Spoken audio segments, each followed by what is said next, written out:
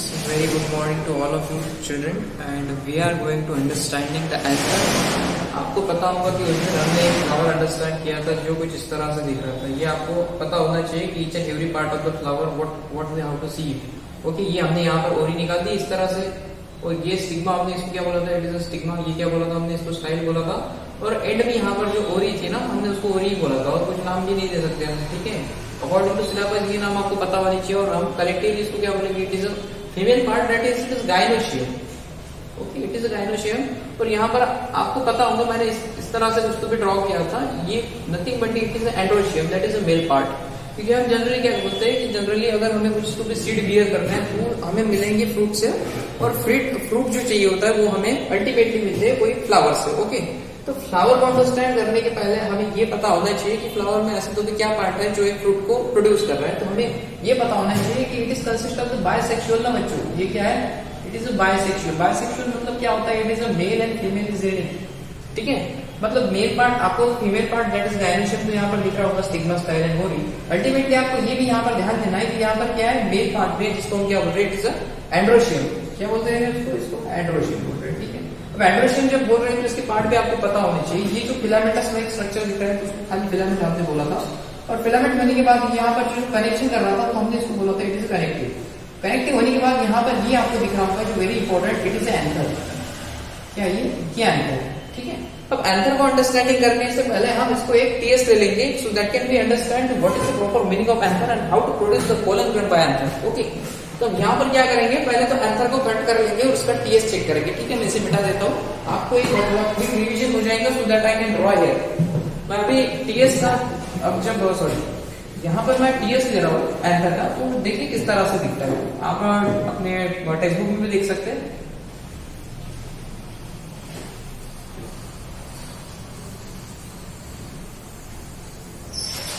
ठीक है, कुछ बटरफ्लाई शेप जैसा दिख रहा होगा थोड़ा आपको यहाँ पर.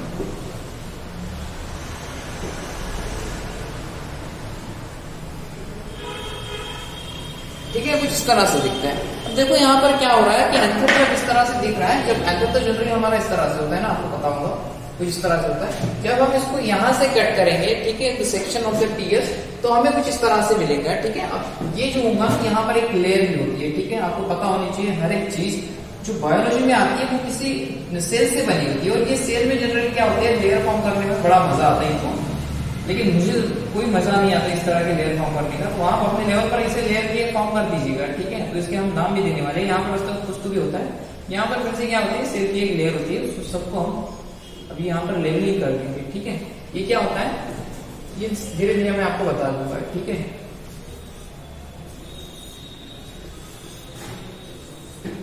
अभी देखिएगा इस तरह से सेल इसमें तो भरे पड़े होंगे, यहाँ सेल ऐसे सेल सेल. ठीक है, सेल ही सेल. अब देखो होता क्या है, हमें इस पार्ट को अंडरस्टैंड क्यों करना है, because we have to understand how the male produce the germ. Okay, male को क्या करना है, हैप्लॉइड सेल बनाना है. अब वो ऐसे ही कंडीशन होती है, हम जिसे बोल सकते हैं it is a factory that can making the male gamete continuously. Okay, आपकी बॉडी में भी क्या ऐसा एक फैक्टर है जो क्या करता है, या फिर मैं ऐसे बोल सकता हूँ it is a male reproductive system और फीमेल रिप्रोडक्टिव सिस्टम जो क्या कर रहा है, आपकी बॉडी में हैप्लॉइड सेल बना रहा है. ठीक है, आपकी पूरी बॉडी बनी है डिप्लॉइड सेल से, तो आप ऐसे नहीं बोल सकते कि मैं अपना एक सेल यहाँ पर लेता हूँ, उसे कट करके उसे हैप्लॉइड बना दूंगा. ऐसा नहीं होता कि उससे सेल तो मर जाएंगे. ठीक है, तो आपके बॉडी में कोई तो भी ऐसी रिप्रोडक्टिव सिस्टम होगी या फिर ऐसी कोई सिस्टम होगी जो डिप्लॉइड सेल को हैप्लॉइड सेल में कन्वर्ट कर रही है. ठीक है, तो सेम यहाँ पर होने वाला है, लेकिन इस बार ये प्लांट का पोर्शन है, तो इस वजह से हमने पहले मेल को अंडरस्टैंड कर रहे हैं. ठीक है, तो देखो ये मेल का जो एंथर होता है वो क्या होता है, ये रिप्रोडक्टिव पार्ट होता है किसका, मेल का. ठीक है, इसमें क्या होता है कि इस तरह से 4 लोब इसमें फिटस किए जाते हैं, और सॉरी इसमें 4 जो थीका दिख रहे होंगे आपको, ये इसे जो दिख रहा है ना आपको ये राउंडेड, इसको बोलना है theca. What boy, we have to say it is a theca. तो मैं यहाँ पर लिख दूं it is a theca. Total कितने थीका हुए बच्चों, यहाँ पर देखो तो 1 2 3 एंड 4. तो क्या मैं इस एंथर को लिख सकता हूँ टेट्रा. टेट्रा मतलब 4. आपको ये पता होना चाहिए कि देखो यहाँ पर केमिस्ट्री में एक वर्ड आता है मोनो. मतलब क्या, मोनो मतलब 1, डाई मतलब क्या 2, ट्राई मतलब क्या 3, and tetra means 4. Okay, and penta means 5, hexa means 6, hepta that is 7. Okay, octa 8 and nona, that is what you have to say 9, and a deca, that is 10. Okay, so what we have to understand here, the thica is 4 na, so we have to say it is a tetra na. Tetra means 4, so it is a tetrathecus. It is tetrathecus because here the tetra na, tetra means 4 thica, 1 thica, thica 1, thica 2, thica 3 and thica 4. Okay, so it is a tetratheca यहाँ पर. Okay, but यहाँ पर lobe कितने हैं? Lobe देखो जरा ध्यान से चेक करो, लोब कितने हैं. तो एक लोब ये हो गया और एक लोब ये हो गया. इट इज 2 लोब हो गए ना यहाँ पर. तो हम इसको क्या बोलेंगे? It is 1 and 2. तो यहाँ पर फिर से चेक करो, it is a dithecous, sorry di lobe. Okay, lobe कितने हैं? डाय. बस इतना ही लिखना है आपको. क्या लिखना है? थीटा कितने हैं? तो 4 है. 4 के लिए यूज होता है टेट्रा. और यहाँ पर क्या है? लोब कितने हैं? लोब है 2, तो हमने लिख दिया डाय. ओके, हम बाय भी लिख सकते हैं, ठीक है. लेकिन यहाँ पर प्रॉब्लम ये है कि ये वाला बाय नहीं होगा, बाय होगा वो बाय. ठीक है, समझ में आ रहा है? अब देखो यहाँ पर क्या हो रहा है. तो एक लेयर यहाँ पर सेल से बनी हुई है. इस सेल को आपने या फिर इस लेयर को बोलना है आपने ईपी लेयर. क्या बोल सकते हैं? ईपी मतलब बाहर वाली, ठीक है. मायो मतलब बीच वाली और एंडो मतलब तो अंदर वाली हो जाएंगे. That is called internal. Okay, तो ये जो होती है ना, एक एक यहाँ पर एपिडर्मिस दिख रही है आपको. ये जो कवर होगा ना, इसे एपिडर्मिस बोलेंगे. डर मतलब तो स्किन होता है बच्चों, आपको पता होगा. डर मतलब क्या होता है? स्किन होता है. लेकिन ये स्किन इट इज आउटसाइड, तो हम इसको क्या बोलेंगे? ईपी. ईपी मतलब बाहर और डर मतलब स्किन हो जाएंगी. तो ठीक है, इसको हम क्या बोलेंगे? It is epiderm. ओके, तो आपने इसको क्या बोलना है कि एपिडर्म है. आपको पता चलता है कि अंदर के 2 लोब है, इट इज बायलोब.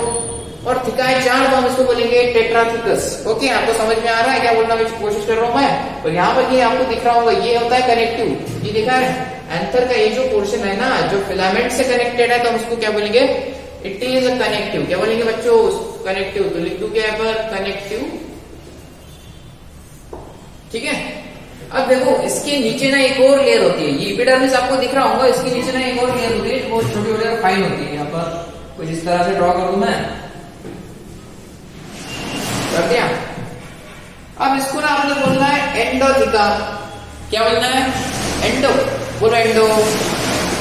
एंडो मतलब होता है जनरली. ईपी मतलब बाहर वाली, तो एंडो मतलब क्या? अंदर वाली हो जाएंगे ना. अब इस एंडो को बोलना है आपने, डर्म नहीं बोलना है, इसको बोलना है थैलियम. थैलियम, ठीक है. थैली जैसा कुछ तो भी होता है ना, थैली होती है, और थैली तो अंदर है दिस साइड. हम इसको क्या बोलेंगे? It is endothelium. क्या बोलेंगे? एंडोथेलियम. समझ में आ रहा है? देखो इस लेयर को जो बाहर थी उसको बोला हमने ईपी. ईपी मतलब बाहर, एपिडर्म. ओके, और उसकी जो अंदर है, तो अंदर है तो एंडो बोलना होगा, लेकिन इस बार हमने डर्म नहीं बोला, इट इज एंडोथेलियम. समझ में आ रहा है? देखो एपिडर्मिस, उसके बाद होती है एंडोथेलियम. इसके 2 लोब है, इसलिए हमने बोला इट इज बायलोब. और उसकी 4 थिकास है, इस वजह से हमने इसको बोला टेट्राथेकस. ओके, या फिर उसको और भी बोल सकते हैं, मैं आपको बता दूंगा. एक सेकंड. यहाँ पर थिका कितने हैं? देखो लोब यहाँ पर मेरे ख्याल से ये थिकस है, ठीक है. यहाँ पर देखो क्या करना है आपने?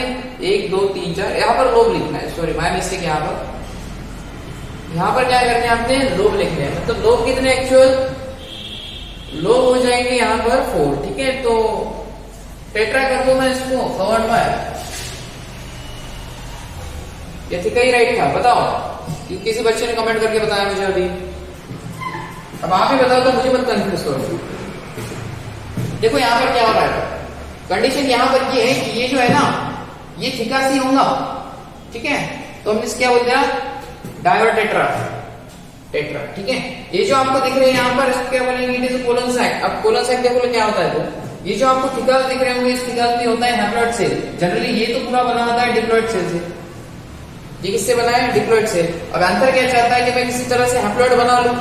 अब हैप्लॉइड बनाने के लिए यहाँ पर आपको एक थिका दिख रहा होगा, या फिर ये पाउच दिख रहा होगा. इसमें क्या होता है?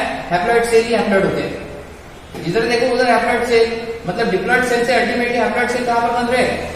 इस लोगो में बन रहे हैं, या फिर इस पाउच में बन रहे हैं, ठीक है, या फिर इस सैक में बन रहे हैं. यहाँ पर एक्चुअल कोलन क्रिएट होगा. देखो यहाँ पर हैप्लॉइड सेल जो होती है, हैप्लॉइड सेल, इसको हमने बोला जर्म सेल. क्या बोल दिया इसको? Germ cell. इसी जर्म सेल को हमने क्या बोला? It is a pollen grain. क्या बोल दिया? कोलन ग्रेन बोल दिया. ठीक है, समझ में आया। अब पोलन ग्रेन चेक कर लो तो पोलन ग्रेन कहां पर है, इस लोब में है ना, इस पोलन सैक में है, तो अल्टीमेटली मैं इस सैक को क्या बोलूंगा, it is a pollen sac.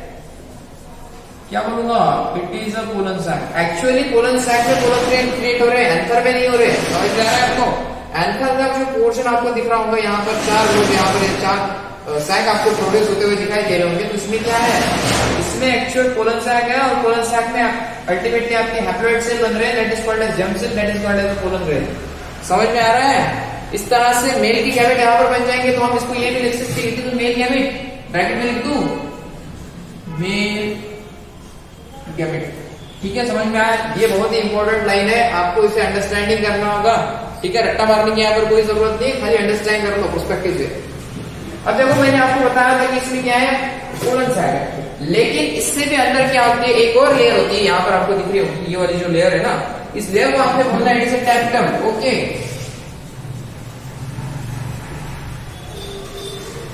इसको क्या बोलना है, टैप्टम। देखो फिर से क्या बोल रहा हूं मैं, ये एंथर है, एंथर की 2 लोब आपको दिख रहे होंगे, 2 लोब। ठीक है, एक लोब में कितने हैं, एक लोब में देखो यहाँ पर, एक लोब में एक्चुअल थीका कितने हैं, 2 है ना, और एक लोब में दूसरे थीकस है। ठीक है, तो इसको क्या बोलेंगे, इट इज अ टेट्राथीकस। और एक लोब में कितना थीकस है, 2 थीकस है, तो इसको क्या बोलेंगे हम, डायोथीकस। एक्चुअल 2 लोब है और 4 थीका है। ठीक है, समझ आ रहा है आपको, कंफ्यूज मत करो अभी।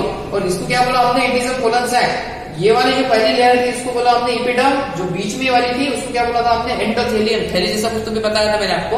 और अल्टीमेटली ये जो पोलन सैक होता है, ये क्या प्रोड्यूस कर रहा है, haploid cell, that is germ cell, that is pollen grain, और उसको क्या बोल रहे हैं हमने, मेल गैमेट। जरा स्ट्रक्चर भी देख लेते हैं कि मेल गैमेट किस तरह से दिखता है। ठीक है, क्योंकि आपको भी कोरिलेट करते आना चाहिए। ठीक है, इसे मिटा दो, खाली अंडरस्टैंडिंग करना। डाई मतलब 2 होता है, टेट्रा मतलब 4 होता है, बाकी आपको केमिस्ट्री में अंडरस्टैंडिंग कर पाओगे। ठीक है, इसे अभी मिटा रहा हूं। देखो फिर से, ये क्या है, कनेक्टिव है, ये 2 लोब है, इधर के 2 लोब है, एक लोब में क्या है, 2 थीका है, और दूसरे लोब में 2 थीका है। ठीक है, पहले वाली लेयर को हमने एपिडर्मिस कहा, और उसके बाद वाली लेयर को हमने क्या कहा था, एंडोथेलियम, और उसके भी अंदर वाले लेयर को हमने बोला था टैप्टम। ये फैली हुई रही थी यहाँ तक। ठीक है, और ये वाला आपको जो छोटा सा पोर्शन दिख रहा है, इसको आपने बोलना है इट इज अ कनेक्टिव। बच्चों यहाँ पर ध्यान रखो, इट इज अ कनेक्टिव, जो यहाँ पर आपको यहाँ पर अटैच हो रहे दिख रहा होगा। ठीक है, चलो let's have a look of the pollen grain.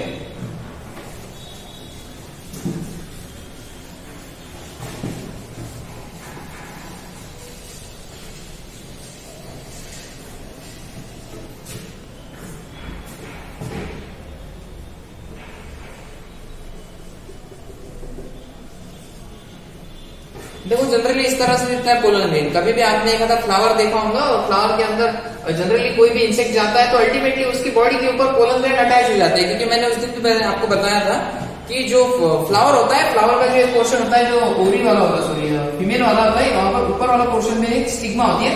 तो स्टिग्मा क्या होती है, वेरी स्टिकी होती है। अब स्टिकी क्यों होती है, क्योंकि ये पोर्शन यहाँ पर अटैच होना चाहिए, क्योंकि तभी होगा क्योंकि ये स्टिकी हो पाएंगे। ठीक है, अब देखो इसके ना 2 टाइप होते हैं, एक होता है रफ, ठीक है, स्पाइन होते हैं, इस पोलन ग्रेन को क्या होते हैं, स्पाइन होते हैं, और कोई कोई होते हैं स्मूथ। ठीक है, लेकिन प्रेफर किया जाता है रफ वालों को। ठीक है, क्योंकि रफ वाले क्या कर पाएंगे, प्रॉपरली पॉलिनेशन कर पाएंगे। उस दिन मैंने आपको बताया था पॉलिनेशन क्या होता है। अब जनरली पोलन ग्रेन कहां पर बन रहे हैं, एंथर में बन रहे हैं, और एंथर से कहां जाना है, उससे फीमेल के पास जाना है। ठीक है, और जब फीमेल के पास जाएंगे, दैट इज स्टिग्मा पर जाएंगे, इस प्रोसेस को हम बोलेंगे पॉलिनेशन। जब एंथर से पोलन ग्रेन स्टिग्मा पर जाते हैं, इस प्रोसेस को आपने बोलना है पॉलिनेशन। ठीक है, अभी देखो इसका स्ट्रक्चर हम डिटेल में कर लेंगे किस तरह से होता है।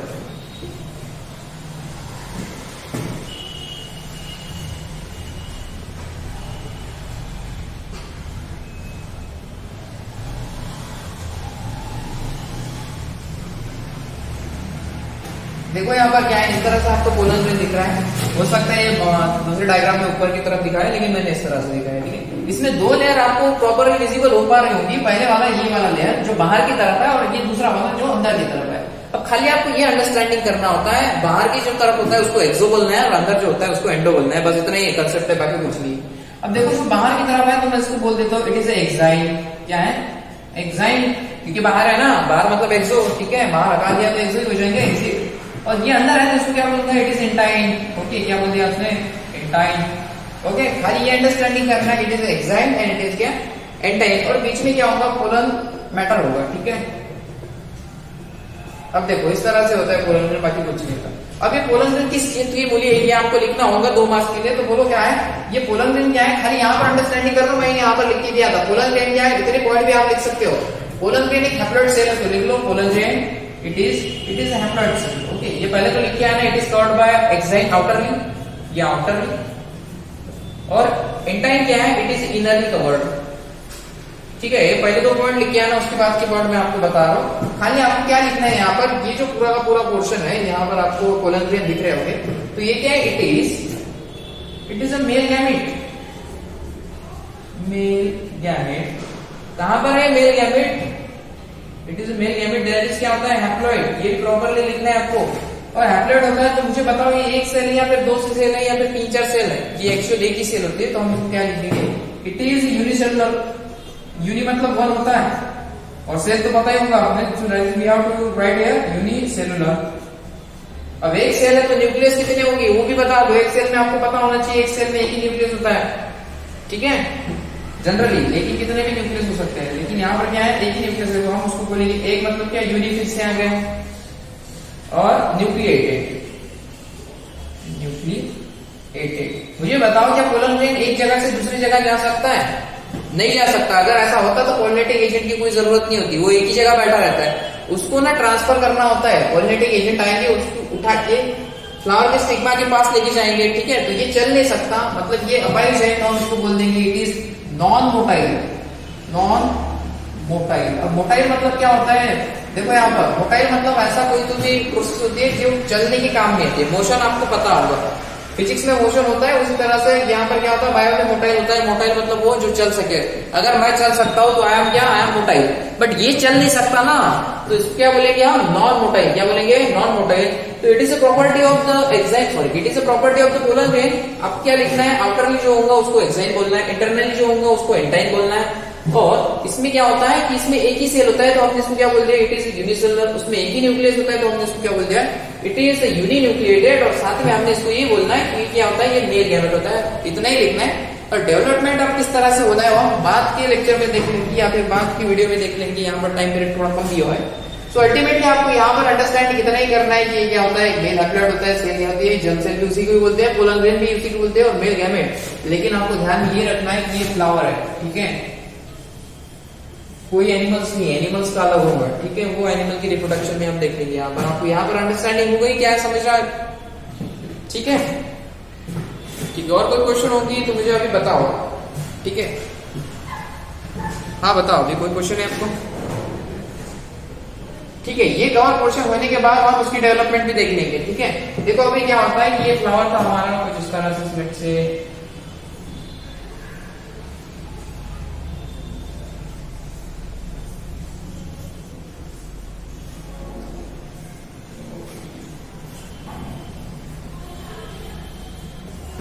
ये कुछ तरह इस तरह से फ्लावर है, ठीक है।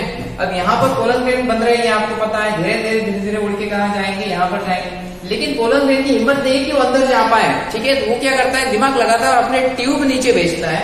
पोलन ग्रेन इस तरह से है ना, वो यहाँ जाने के बाद अपने पोलन ग्रेन को इस तरह से ट्यूब भेजेगा, और क्योंकि ये नहीं जा सकता ना अंदर, ठीक है, तो अल्टीमेटली क्या कर देगा, खुद की जो गैमेट की जो न्यूक्लियस होते हैं उनके नीचे भेज देगा। तो उसको बोलते हैं डेवलपमेंट ऑफ पोलन ग्रेन। वो किस तरह से होता है उसको हम बाद में देख लेंगे, ठीक है। तब तक क्या आप इसके नोट्स बनाइए प्रॉपरली और अंडरस्टैंडिंग कर लीजिएगा कि डेवलपमेंट या फिर ये मेल गैमेट क्या होता है और एंथर क्या होता है, ठीक है। हो सकता है